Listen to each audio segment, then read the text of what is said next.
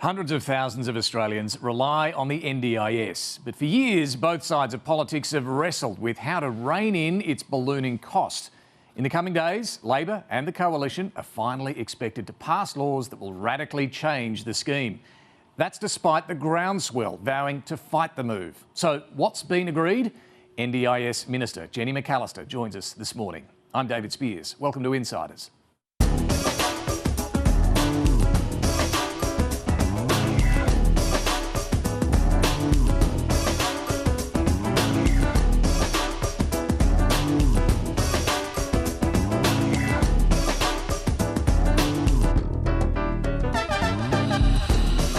It was a messy week in Parliament. On one level, policy progress inched forward. The Prime Minister and opposition leader met privately several times to find a compromise on gambling reforms, forcing social media platforms to pay for journalism and reining in the NDIS. And we'll get into those changes shortly. But it's also been a week of divisions, distractions and denials. Angus Taylor had to counsel Shadow Minister Andrew Bragg for going rogue on immigration and tax. And the Prime Minister simply refused to apologise or acknowledge any wrongdoing over the saga that dominated the week, melons. Right, OK, what's happened? Has the Prime Minister dropped dead or what? Over the melons. You know these? The podcast interview has resurfaced after a former Japanese ambassador labelled the PM's remarks as sexist and crude. Got a couple of melons. She brought two. She brought two, as you do. He did not mean it in the way that it's been reported. It's disgusting what he's done. Pretty cringe. This is rubbish. Crude and dirty. Get real, Michaelia. The country's got real problems.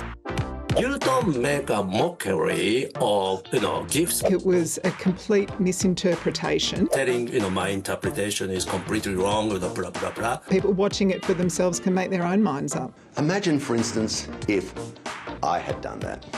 It would be a riot. Will the Prime Minister personally apologise to the Prime Minister of Japan? Wouldn't it be easier for the Prime Minister to just admit he got it wrong and say sorry? Man up and say sorry to the Prime Minister of Japan. Prime Minister Takeichi is a friend of Australia and a friend of mine. The Japanese government has broken its silence. Prime Minister Albanese did not make the comments in the way that's been reported. What did he intend? He's had multiple opportunities to answer questions on this. I've answered this question many times. The fact is... Stop this BS. When I give interviews, I don't do them with my arms crossed. The interpretation that some have put on this is simply not correct. As his podcast host, Nikki Osborne, revels in the controversy. Big booty, make it. And then I'm like, bugger it. I'm going to DM the PM. And he got back to me straight away and went, sure, sounds like a lot of fun. Do you think in hindsight that perhaps it is not appropriate for you to appear on a podcast titled Bush Deep when it was full of sexual innuendo? You can look at these things in hindsight, but I do a range of interviews. He's watched the show. He knows my podcast, so he knew what he was coming into. Minister Nikki Osborne said that she does shag, marry, kill with every guest. Did you and your office know that the question was coming? No. He knew it was coming. Yeah. Well, his team should have known. I have apologised for elements of the podcast. I gave an unequivocal apology.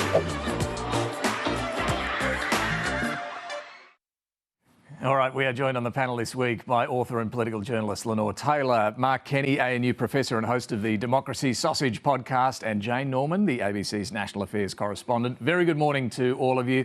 Lenore, melons, how did this end up dominating the week? The Prime Minister made comments that were unbecoming and unwise, and on a podcast, at least that's what we all thought we saw. The Coalition and parts of the media tried to beat it into a diplomatic incident, which neither Japan nor Australia wanted it to be. And the Prime Minister dug in and would not close it down by any formulation of words he could have chosen. I didn't mean to say that, but I'm sorry if people took offence. Or, I'm not the spin doctor, but you could find a way to apologise and shut this thing down. Do you think? And he didn't. Yeah, I do think. Do you think he could have shut this down more efficiently, Mark? Yes, I do. I think Lenore's right. I think at some point he just should have used the normal words that people would use in the circumstances. I'm using my hands now. that people, be very careful. I should sort of, keep my arms folded. But look, perhaps if what he's saying is that it wasn't in his mind at all, actually say that. Look, that was not my intent. It didn't enter my mind. I apologise if that was the impression it gave. I acknowledge that now, looking back on it. Certainly wasn't in my mind. Something believable like that, I think, would have gone a long way to dissolve. I mean, he did apologise for the Kylie Minogue comments on the same podcast. Was the problem if he'd done any sort of apology here, Jane, you would be acknowledging that you had potentially caused some offence to a pretty important partner, Japan, and he didn't want to do that. Yeah, and certainly there's a risk there, but I think what Lenore and Mark are saying is correct.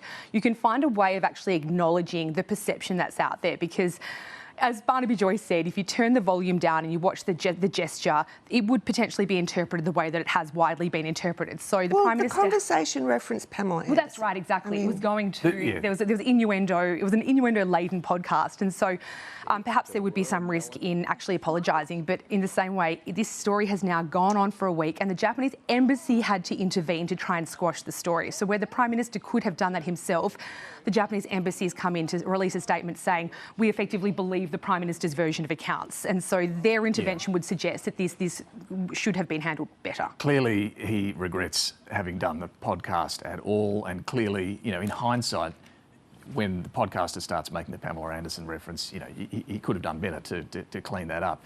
And you would think this will change his podcast choices into the future. But does it damage him? Is this the sort of thing, Lenore, that can stick, can create character impressions and hurt a Prime Minister? I think potentially, because there's a series of incidents where everyone thought they saw something and he insisted it didn't happen, like falling off the stage. Now, to me, it's not the most important thing. Policy matters much, much more. But they are it's like I don't hold a hose. Like, those little things do stick in people's minds, It's kind of the credibility question. Like, there's judgment here because Nikki Osborne, the comedian herself, acknowledged that the PM set this up. It was his thing. So he's kind of put himself in a situation where, he's doing a podcast with a comedian who's playing an alter ego, but he's still the Prime Minister. This is a podcast that's being recorded at the Lodge. Mark, there are podcasts and there are podcasts. Yours is a fine example of... We've never discussed melons in any way? Literal or allegorical way or any way. Why? I guess a lot of people are saying, why is he doing this sort of podcast? I mean, this is the Prime Minister of Australia. Anthony Albanese, however, does go on a lot of and has a pretty good skill of managing FM radio interviews and this sort of thing, that can be quite jovial and light and talk footy and so on. But was this a step too far? Look, I think this was clearly a mistake, but I understand the sort of process. I understand the thinking behind it. I mean, John Howard was famous for going over the press gallery by talking to Talkback Radio. Albanese's taken that version further with FM radio, doing that sort of Zoo FM stuff where quite frequently politics doesn't even come up, policy doesn't even come up in some of those discussions. He can talk music, he can talk footy. That's right. And so now we see, with the sort of explosion of podcasts, we see this sort of attempt to reach audiences, people who aren't connecting with politics at all. It's understandable that you would try and do that. But I think it comes with some sort of risk. The other thing I'd say about this, and it might sound a bit puritanical, but here we are at a time where we see violence against women and the disrespect of women as a really hot front of mind issue.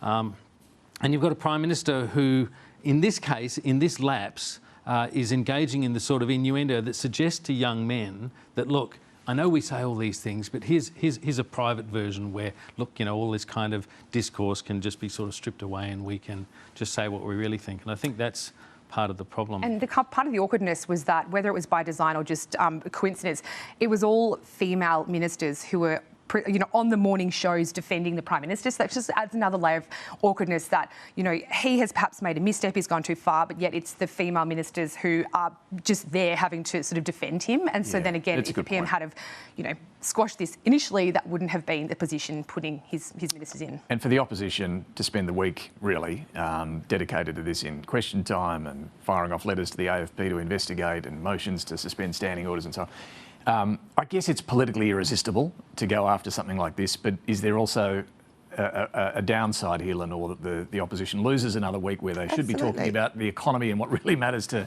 angry voters. I can understand that the opposition would want to ask some questions about this. I think that is understandable. But there are so many big issues on the table right now, issues squarely in the part of the debate that they want to talk about, and they spent pretty much the whole week on melons. Let's talk about some of those issues, because despite all of that, as I mentioned behind the scenes, I think they met about 3 times, Angus Taylor and Anthony Albanese, and this is quite unusual. They're clearly trying to finalise a compromise position on the NDIS, which we'll talk about in a minute with the Minister, the gambling reforms and the news media bargaining code, which is making the social media companies pay for journalism.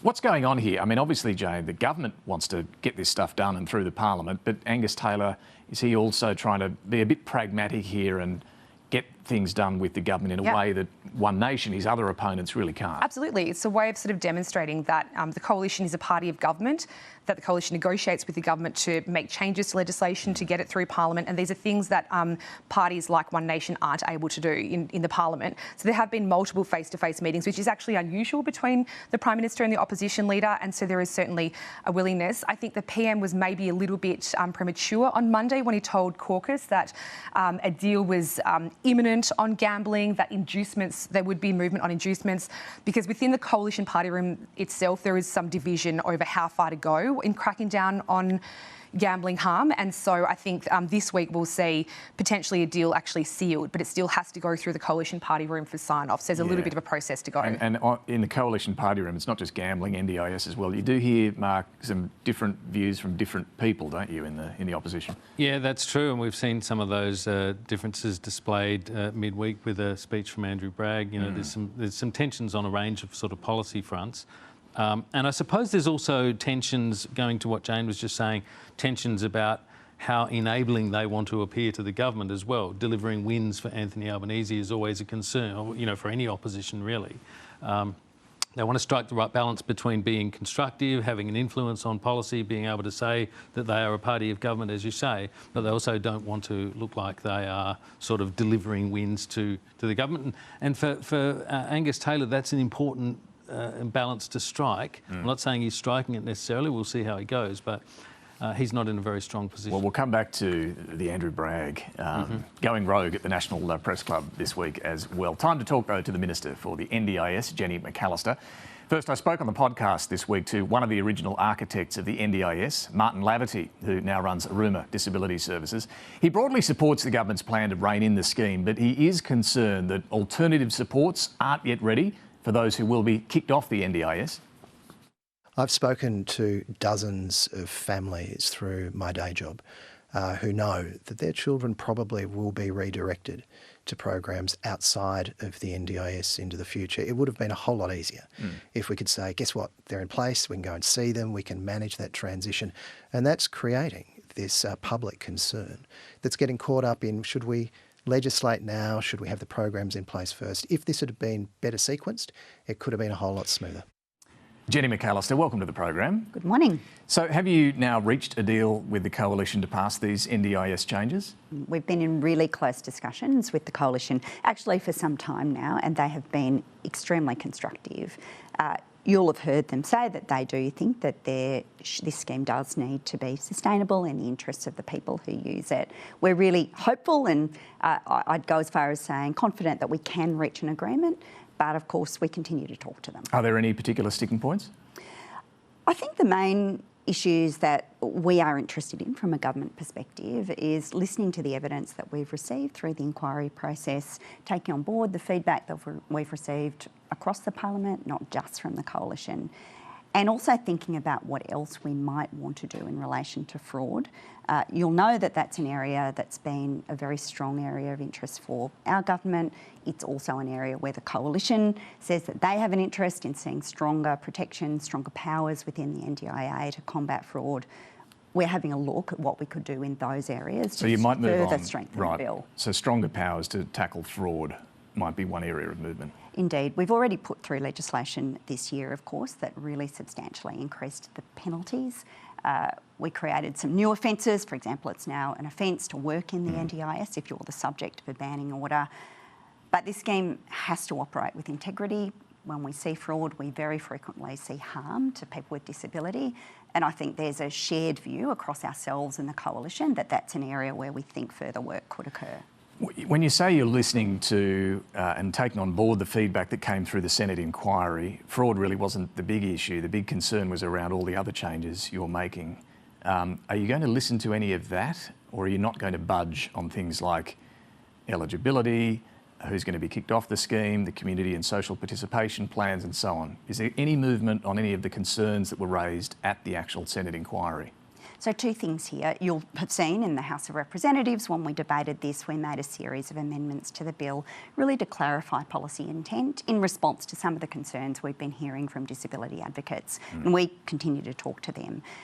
But we do think that the broad direction of policy that the government is pursuing is right. And it's for this reason, David. This is a life-changing scheme. It has changed the lives of thousands of people with disability. And I remember what it was like when we didn't have a scheme of this kind. It was really bad. We consider that changes to clarify who is eligible for the scheme and clarify what kinds of supports they should receive are absolutely essential if the community is to retain confidence in the scheme. Well, let's go to the big concern, and we heard it from Martin Laverty as well there. What supports will be available for those who are kicked off the NDIS? Will you delay removing anyone from the scheme until the states have put these so-called foundational supports in place? Yeah, so we've been really clear that we do want to see alternative supports in place at the same time as we bring access changes into play. We don't anticipate making any changes to access until 2028. We've got time. And from the 1st of October this year, we will see states and territories taking the first steps to stand up the Thriving Kids supports for children. Will we? Because Queensland's still not on board. Look, we are in every other state seeing the states getting moving, and I'm really confident, having met with state and territory counterparts on Friday, that we will see these states ready to move. You're right that Queensland is still formulating their position, but I'm really confident that this is in the interests of Queensland population, and I think that Queensland residents will want to see their government take the next step in this area. I understand you're optimistic about the states here, but they did say to the inquiry itself that the cuts you're making risk leaving people with disability in hospitals with inappropriate care. Queensland is still not on board. So again, will you delay pushing anyone out of the NDIS until those supports are ready? I don't think we need to contemplate delay at this point. What we're trying to do is move to a position where we are ready to make these changes from the 1st of January 2028. But it's a simple position to state right now. Will anyone be kicked off the scheme if those state supports aren't ready? I'm not contemplating delay, but I will say this. We've been clear that we do think alternative supports need to be in place. I understand that. But and we have time to do so. Yeah, but I'm saying, are you prepared to delay removing anyone from the scheme until they're ready? I think I've answered that question. We're really clear that we need supports in place. We're working with the states and territories on that, and we'll see the first of those supports start to roll out in October. Okay. I'm not sure if you have answered that. Is that a yes? You will delay kicking anyone off the scheme? We don't need to contemplate delay at this point. Well, you do if the states aren't on board, and Queensland's not on board. Look, states and territories are presently working with us to stand up the supports that will commence in October. We have until 2028 to get this right. We want to get it right, and we want there to be a good ecosystem and what I'm of asking supports is for people. If that doesn't happen, Mark Butler told this program just 2 months ago that the government would not leave people without support. Is that still your position? Absolutely. So you will delay if the states aren't ready?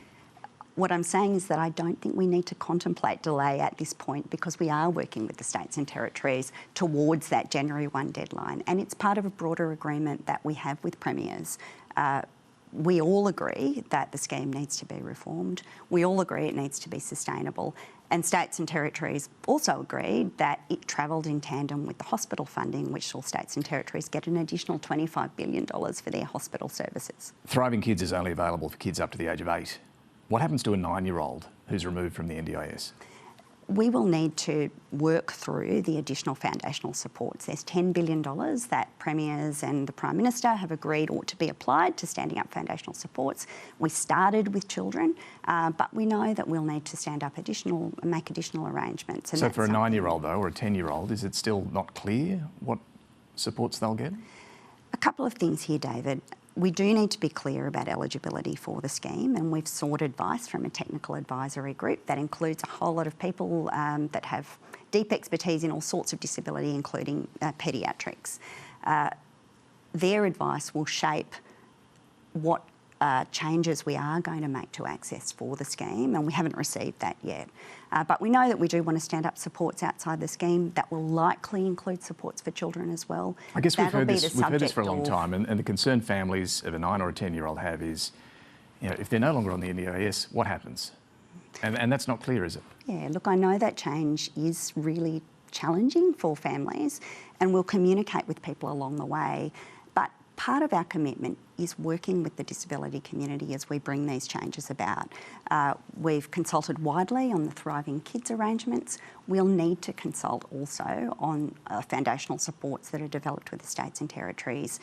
And we've got time to do so because we don't propose to make changes to access, as I've said, until 2028. For those who are going to stay on the scheme, the NDIS at the moment helps them attend work or appointments or social activities by paying for a support worker. You want to cut the funding, though, for these services through the community and social participation plans. There was a lot of concern over this at the Senate inquiry, as you know. The Disability Discrimination Commissioner warned these cuts would leave people socially isolated and at greater risk of abuse. Is that a risk you're willing to live with?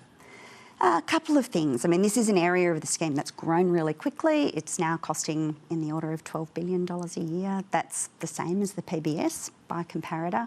And it's set to grow even further, $20 billion a year by the end of the decade if we don't intervene.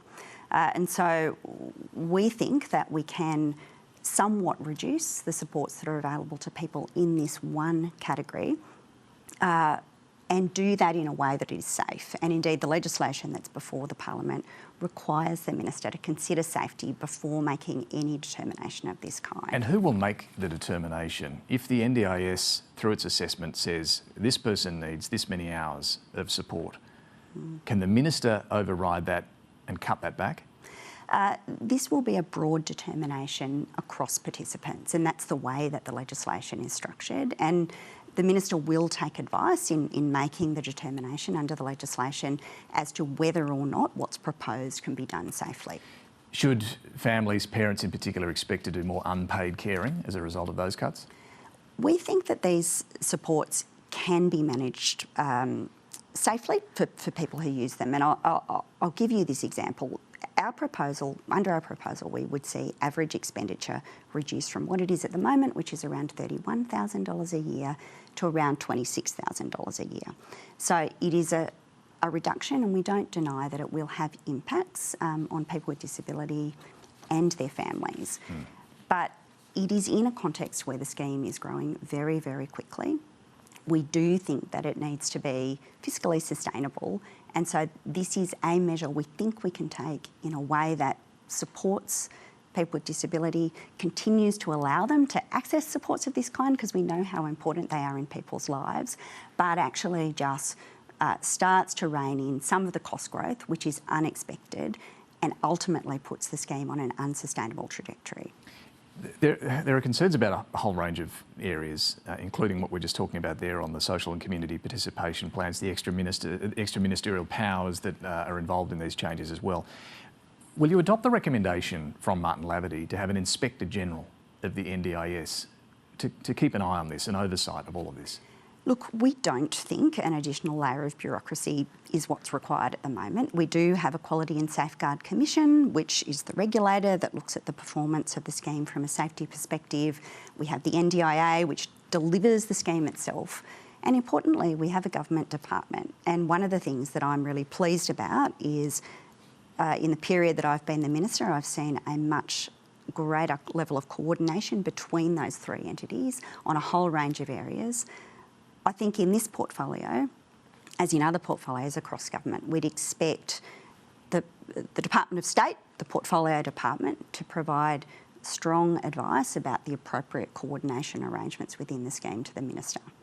So that's a no to the Inspector General? We don't think that's a necessary proposal at this point. We don't think more bureaucracy is the thing that will fix what ails us in this regard.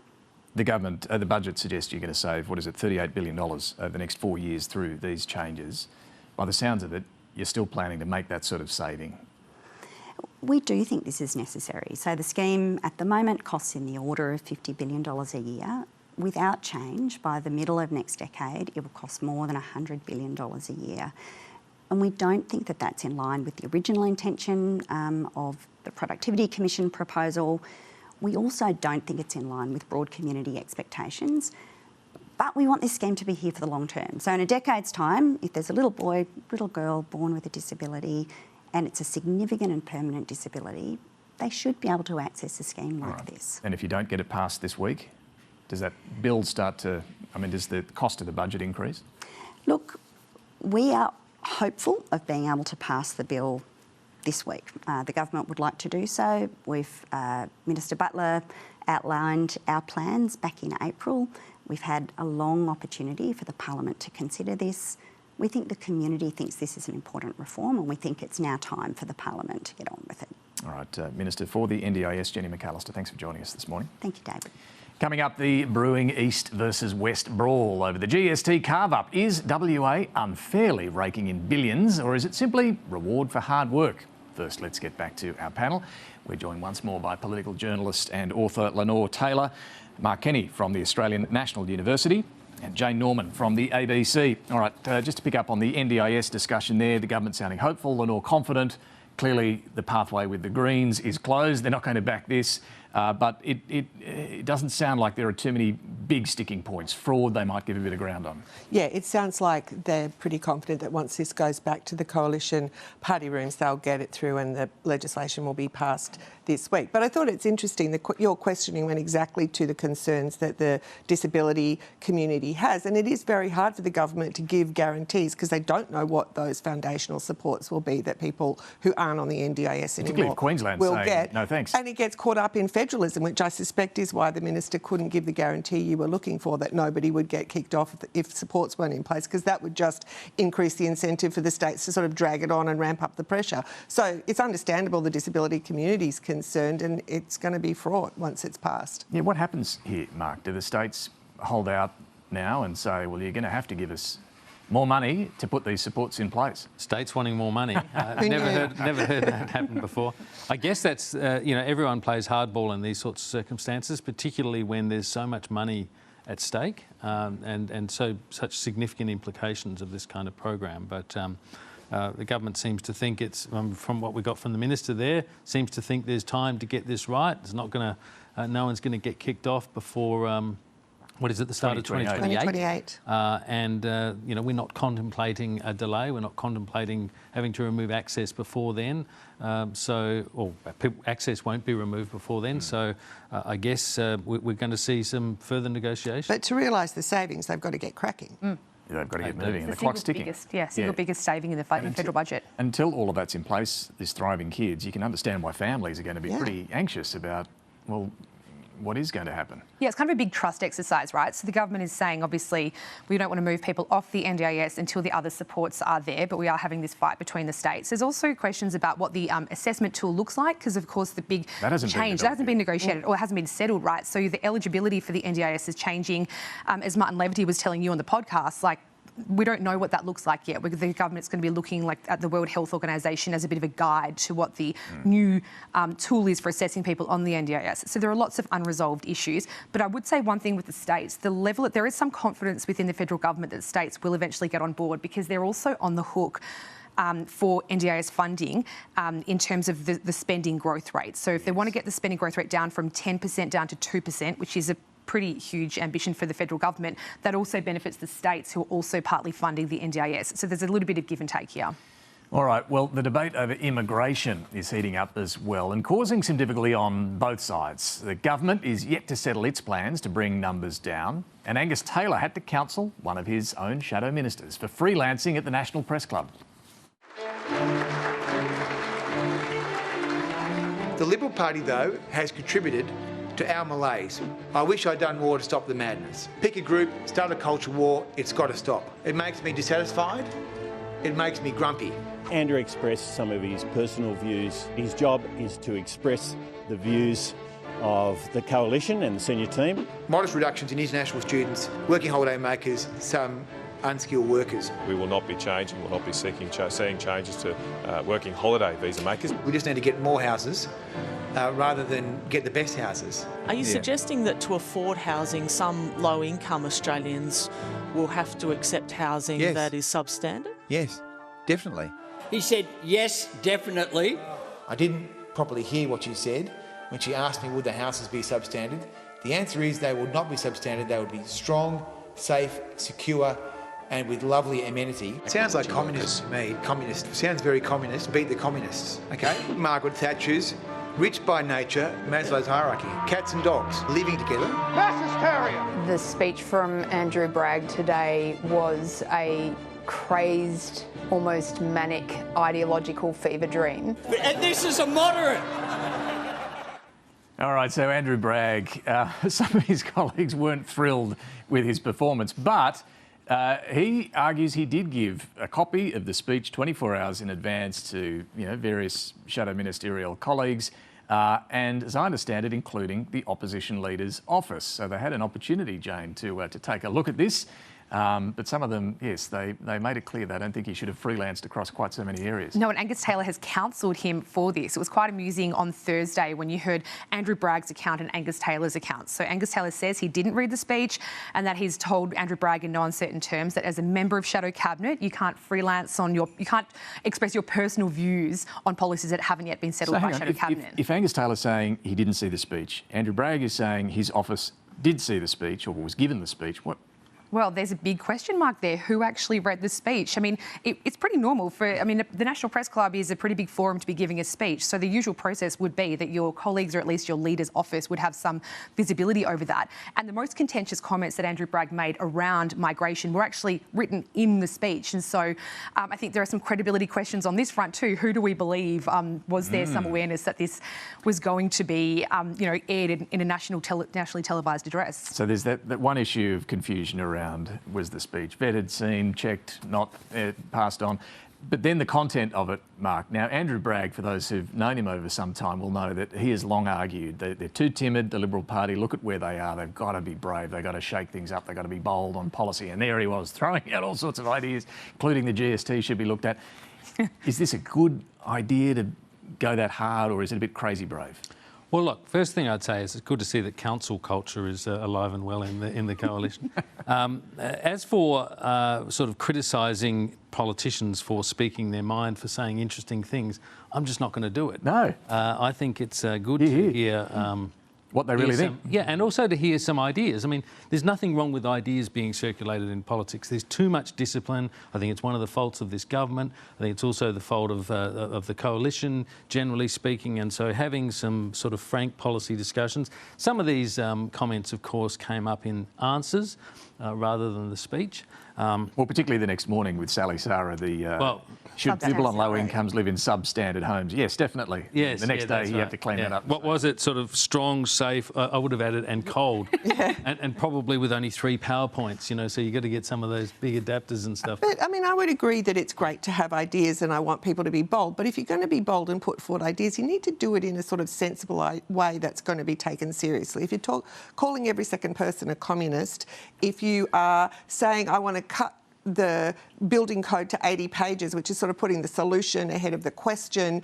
I mean, he was defending liberalism, and that's his right, and that's an interesting thing for him to do. He's suggesting how we could build more houses, also an interesting thing to do. He was freelancing a bit on immigration, that caused a problem. But generally the tone wasn't the sort of tone that would get a big idea taken seriously. That was my issue with it. Mind you, let's talk about immigration, because I don't think the number he used, 180,000, is very different at all to where Angus Taylor and the rest of them in the Liberal Party at least are going. But what we're seeing at the moment is plenty of politicians talking a big game on getting that number down, but it's far more difficult to work out how to do it. Government's still trying to work that out. The coalition, you've got the Nats saying don't touch the backpackers.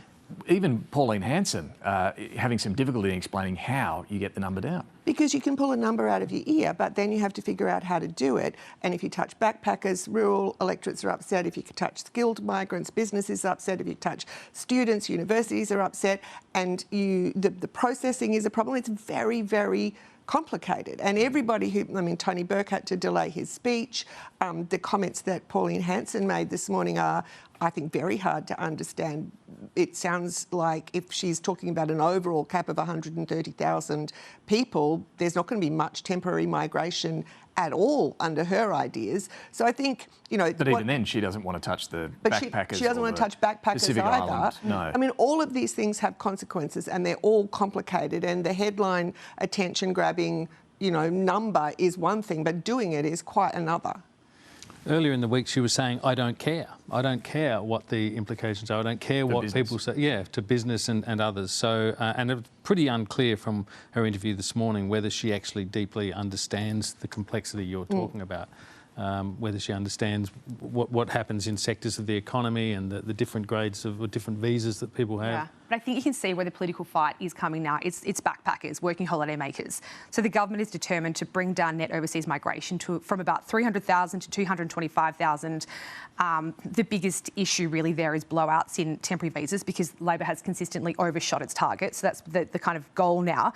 But you've got the Liberal Party and Andrew Bragg saying working holiday maker visas do need to be looked at. Then you have the Nationals and One Nation, the kind of right. So they are split on this issue. But what's kind of interesting is in sort of telling the government that they can't touch this, the Nationals and One Nation have to effectively advocate for migration. So they're saying, immigration's cool in this small pocket here. Yes. So but not over there. Yeah, but not over there, precisely. And just on the backpackers, so Tony Burke this morning, the Home Affairs Minister, has said that they haven't paused the processing of these backpacker visas, the working holiday visas, but they are being processed more slowly than they were previously. This is what the government's trying to do, right? So through the ministerial directive, Tony Burke has enormous powers, and he is trying to do two things to effectively bring down that NOM figure, which has become the kind of symbol of, well, it's become the important target in the immigration debate. He's told his department to slow down processing, and he's effectively in telling people that they'll have to actually apply for substantive visas from overseas. Because there has been a big spike in these backpacker visas. Yeah, there has been. So I think it's now like about backpackers are at sort of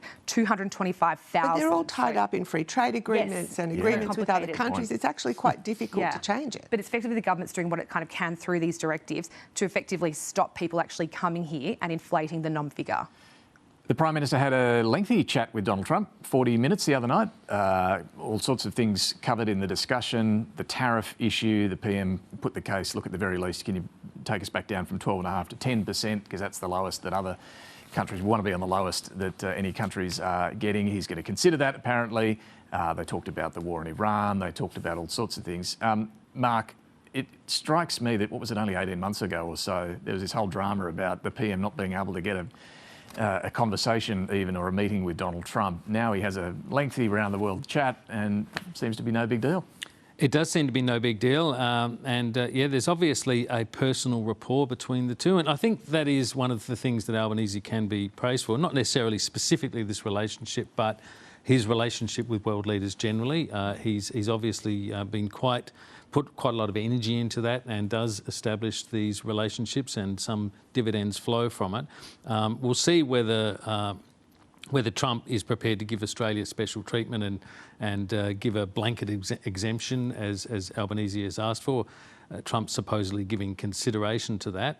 As you say, that could mean taking off 2.5% of these tariffs, or taking off the whole 12.5%.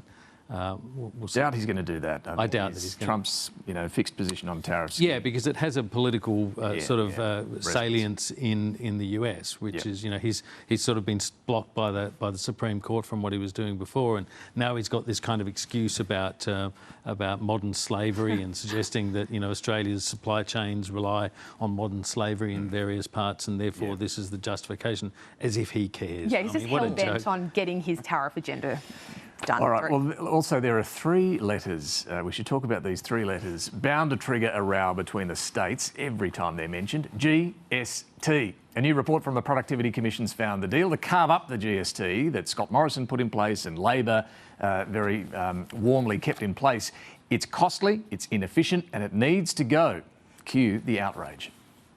These proposed changes are dodgy, deceitful and, quite frankly, dumb. Western Australia is so wealthy and so rich. The changes would punish Western Australia for its success, simply to prop up other lazy states. You're seeing similar behaviour from Gulf states like Saudi Arabia and the UAE and Dubai. We'll be fighting for our fair share for Victoria. These East Coast clowns simply do not understand Western Australia. I assure Western Australians of this: you will get your fair share. Every state and every territory, with the exception of Western Australia, wants change. I'm angry. Western Australians are angry, and we have a right to be. All right, Jane, you're our resident West Australian. Get ready. I'm angry. Here we go. Look, the Productivity Commission seems to be saying what economists like Saul Eslake and Chris Richardson have argued for years. This is one of, if not the worst budget decisions ever made. And it's saying we've got to go back to pretty much what existed before the Scott Morrison 2018 deal. They've given the government a couple of options here, but I thought it was notable that the Minister was talking about the Productivity Commission in terms of the NDIS and using the Productivity Commission's arguments to justify the changes there. This Productivity Commission report is going to be ignored. It'll be left to gather dust on the shelf. Good point. Because put aside the economic and budget arguments, which are completely legitimate, and these are hugely credible sources who are coming out to say that there's a problem with this deal. The Prime Minister is a proudly pro-West Australian Prime Minister. Every time he goes there, he, at the beginning of a press conference, will recite the number of times he's visited. WA, and I can say this because I'm from Perth, is a hugely parochial state. There is a strong undercurrent of WA exceptionalism, and there's pride in the economy there. And so there is simply no way that the Prime Minister can touch this deal without it costing him support in Western Australia, which has become a huge stronghold for Labor, and is also the state that delivered him a majority government in 2022. So that's the kind of context here. And I think it is kind of like a bit of a parlour game, you know, for people in the eastern states thinking it's really silly. But this is a red-hot dynamite issue in Western Australia, which galvanises the whole state. And the idea is, we don't think the East Coast should benefit from our great economy. I mean, that's basically... All right, I think they're going to let you back home when you do want to cross the border. But, Mark, let's be serious. $6 billion a year. This is costing us $60 billion over the decade. And the Productivity Commission lays it out in pretty strong terms. You know, this is not helping productivity. Just shows in a way what a tin pot operation this really is. This country of ours, in terms of its federation, it is. Here we have a situation where we have objective advice saying that there is this allocation of money that is not going on the basis of equity, but is going on the basis of politics and past practice, and there's really nothing we can do about it. I don't know what the solution is. I agree with Jane. I think that the chances of this actually resulting in any remedial action is pretty low. I mean, it's interesting. The Prime Minister, when he was asked, pointed out this is an interim report. The final one's not till the end of the year. But Lenore, he said WA will always get their fair share. He didn't say, as he wrote, I think, on a journalist's arm before the election, that will guarantee this deal remains in place. He didn't, but the clear messaging is that they're not going to touch this with a barge pole. I reckon the Productivity Commission could probably save their time with the final report. And it does kind of beg a belief that we talk about tough decisions, how difficult the budget is, how we need budget repair, and there is this very obvious problem that goes to both the budget and productivity, and for real political reasons, no one's going to touch it. And it's not just the reaction of West Australia. If the government opened this up again, every other state premier would be there. They would have the entire federal bun fight on their Well, look at how they reacted on Friday. So they're not going to do it, but I think it's a shame. But also the Prime Minister did sign a guarantee in 2024 saying there will be no change to the GST deal. Like in WA, they call it the WA GST deals. He was asked to sign a reporter's arm. So he's also made this guarantee, which again goes to the issue of credibility. So arm signing, you can never go back. You can never go back.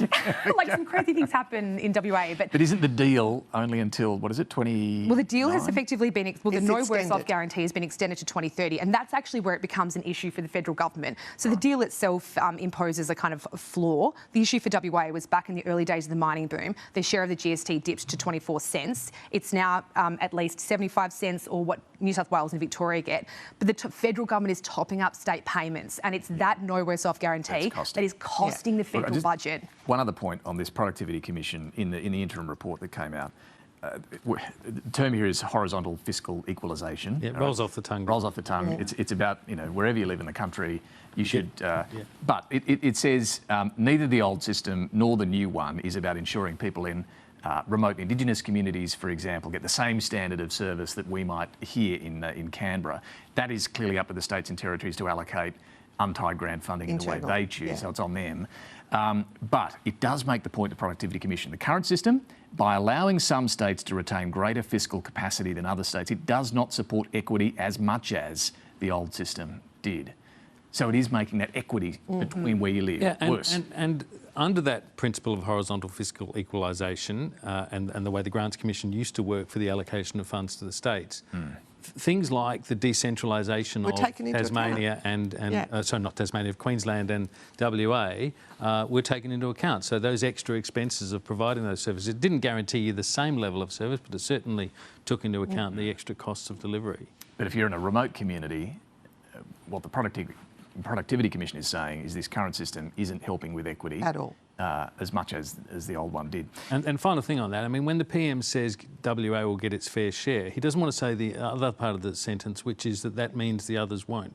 Yeah. And that's what they're up in arms about, quite rightly. And he also says, it's not costing them, it's coming out of the Commonwealth.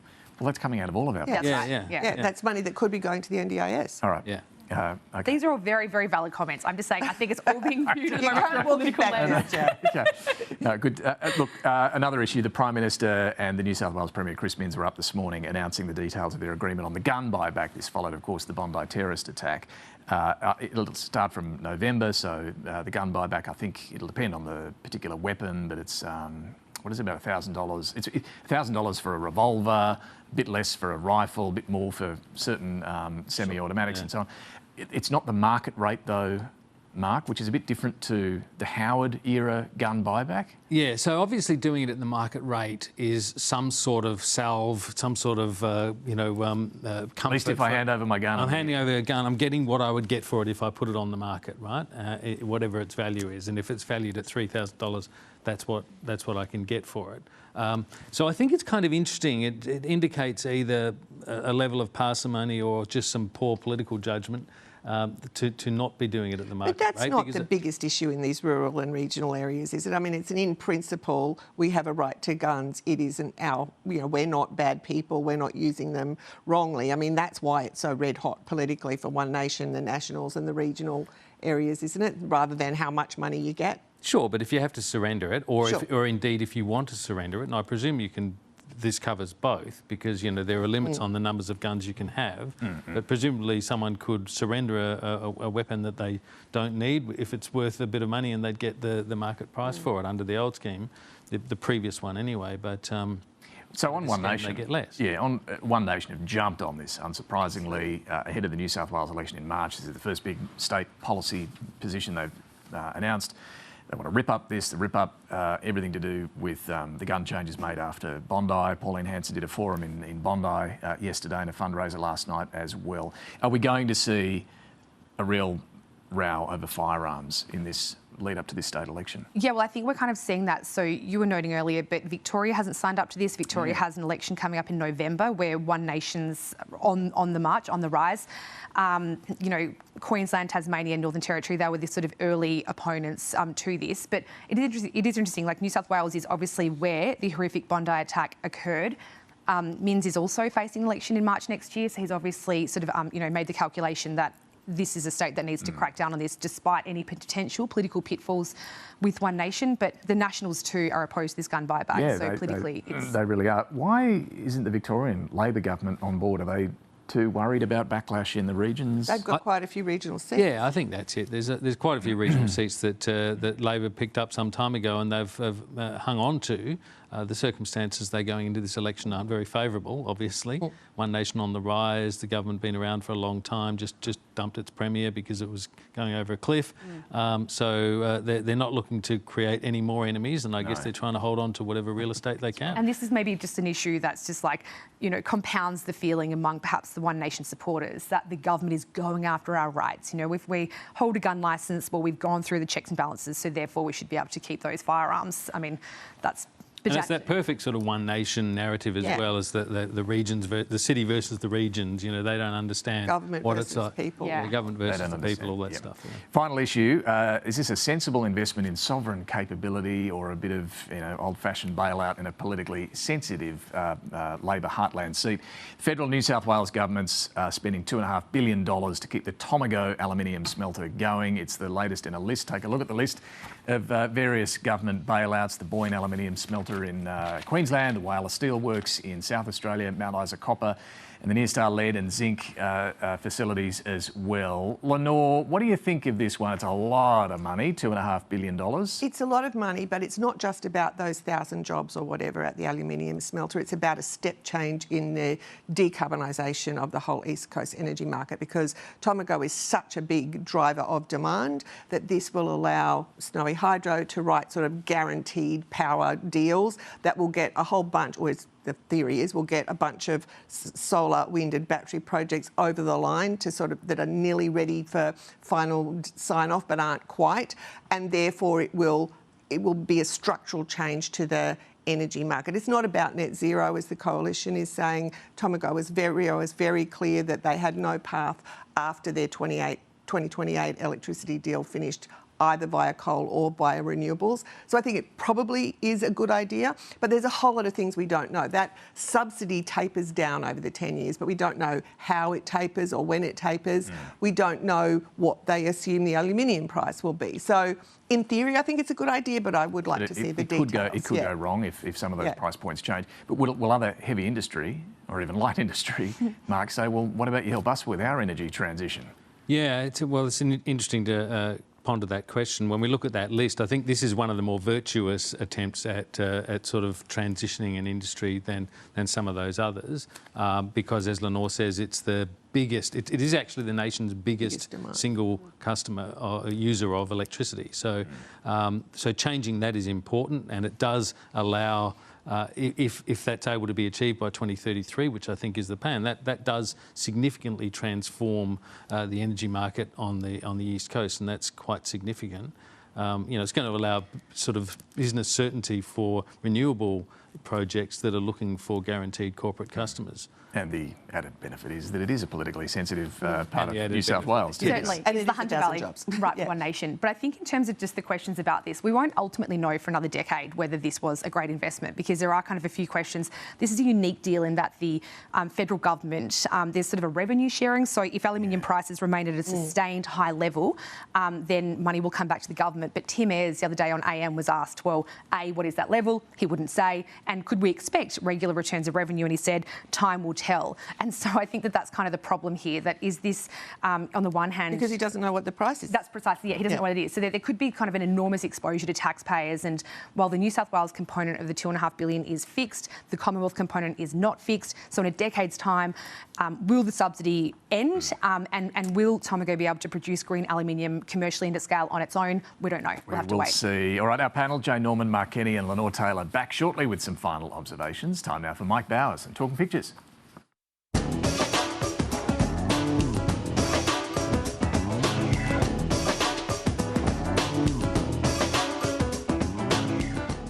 I'm Mike Bowers and I'm photographer at large for the New Daily. I'm talking pictures this morning with author and cartoonist Eleri Harris. And a very warm welcome. Thanks, Mike. Gambling reform, Melon Gate and census. It's been a jam-packed potpourri of things this week. A beautiful smorgasbord with melons on the side. Was a case of knowing when to hold them and knowing when to fold them. The gambling reforms came up and it got the teals and the greens seeing red.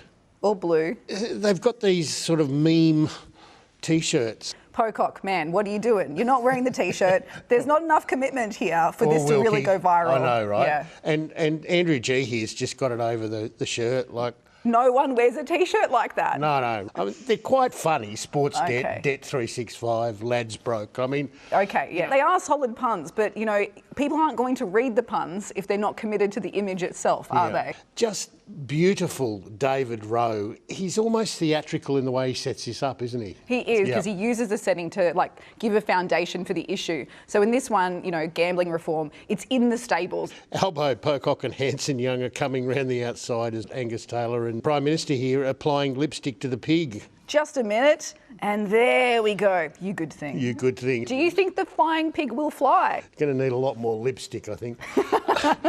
Fiona Katauskas, it really is all about the striking a balance, isn't it? It's money talks and reform walks. 100%. And these are obviously equal things, right? Profits with the nice champagne glass and the punters losing everything on their phones. Yeah. When it comes to gambling reform, it's important to get the balance right. Yeah. Whether that will happen or not, we will find out. My God, the Bush Deep podcast, Melongate, has rolled along all week. Warren Brown has drawn him putting his head in the podcast canon. Are you sure this is a good idea, Prime Minister? Relax, I know what I'm doing. Yeah. Standing on $600 worth of melons. I thought Matt Golding had the cartoon of the week here. He's drawn Angus Taylor and Jane Hume pushing the melons up the hill, Sisyphus style. Obviously, there's nothing else important to be discussing in Australian politics, is there? We need to go back to a month-old podcast and make sure that we underline everything that happened in it. Does anyone listen to the rest of the podcast? There could be more. Mark Knight has drawn some rude food here. He has indeed. No hard feelings. As she's offering the very small banana. It is a very small banana. It was the census this week. Did you fill out your census, Eleri? I did fill out my census, yes. David Pope has a beautiful touch. Address is the car park, of course, so we still need to fill out the census even when Dad lost the house and we're sleeping in the car. Oh yes, it helps the government plan where to underfund the refuges when they don't have the melons to stand up to the gambling industry. Yeah, and these look like the Waterloo flats. You know, this is a housing on top of census, on top of melons. Peter Brolman has got the welcome return of the inflation dragon. The pet that you always want to have in your house. How to tame your inflation dragon. Yeah. And a flying pig and a canary in a coal mine, I think. OK, next question. How many pets do we have? Too many. Too many. Well, it's been a multi-layered and varied week, but a great pleasure unpicking it with you. I'll let you do the honours. Thank you. Back to you, Spearsy. Thank you, Eleri. Thank you, Mike. Let's get some final observations. Jane. Spearsy, immigration still a hot topic behind the scenes. As Cabinet, the government considers the changes. There's an interesting essay that will be, I reckon, widely read within Labor that's being published tomorrow. It's by Henry Sherrill in Inflection Points. He's a former advisor to the Immigration Minister, very highly regarded, influential. He's got some ideas that he's putting forward in this lengthy essay. Placing a ceiling on net overseas migration of 1% of the population, which would bring it down to about 280,000, and achieving that by cracking down on student visas, but in the vet space, so the dodgy diploma mills, as they're described, or training colleges that effectively have majority students, majority foreign students, I should say, and also crunching down on backpackers, which is the kind of hot political topic. So we'll see if these ideas are adopted. But if you'll just indulge me for one moment, Spearsy, the Logies are on tonight. You're actually up for a gong, Australia's most popular news presenter. So on behalf of the Insiders community, we wanted to say a very big good luck. And for our viewers, there's a QR code on your screen which you can scan right now. You've totally been stitched up. Yes, you have stitched me up. And you can still vote until 7:30 tonight. Get on those phones and vote. Thank you. Suitably embarrassed. Thank you, Get into it. Mark. Good luck.